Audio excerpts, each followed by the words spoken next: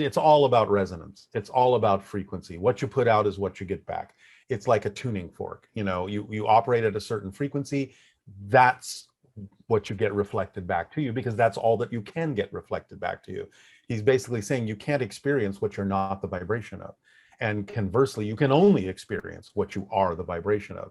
Now, again, as we said, there's some leeway in there about what happens, because people have been trained to assign particular meaning to certain kinds of things.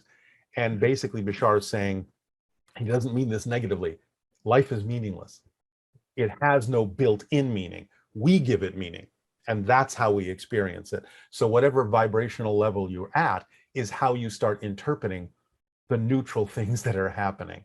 And you infuse them with meaning, and that starts coloring your world about how you see things and how you experience things. Because you can, if you really stop and think about it, you can experience a lot of events in very different ways, depending on your vibration, on your attitude, on your, you know, relationship to what's happening. And he's saying if you stay in a positive state, no matter what's happening, even if something's happening you don't objectively prefer, it's got to be happening for a reason if you're experiencing it.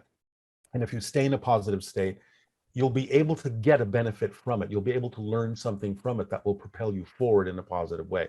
He's saying, even if nothing else, it can be as simple as, you know, manifesting something in front of you that you don't prefer gives you clarity about what you do prefer by contrast. And that's a positive way to use what you don't prefer.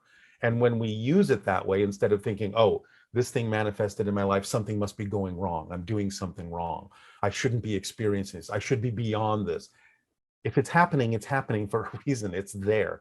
And it's there maybe even to test yourself to see, are you going to react the same old way and give it the same old negative definition that you used to? Or are you going to respond differently to the situation? Because from his perspective, it's not about the outside world changing that proves you've changed. It's about you responding differently to what's going on, even if it still looks the same. That's what proves you've changed.